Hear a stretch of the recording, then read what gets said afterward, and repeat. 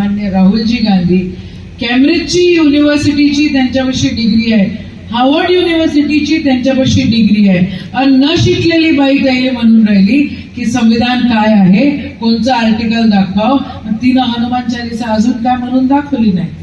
पुढच्या वेळेला कॉम्पिटिशन त्याची. आणि निवडून त्या ठिकाणी काँग्रेसने दिलं आणि तिथून गेल्या गेल्या मग असो हिंदू शेर निघून गेली. हमको बोलते भाऊ की काँग्रेसवाले मुसलमान, हा रे बाबा म्हटलं मुसलमान काय फरक पडते, मुसलमान पण, हिंदू पण, आदिवासी पण, अजून जे जे म्हणत असाल ते पण, आम्ही सगळंच काही, आम्ही सगळंच काही.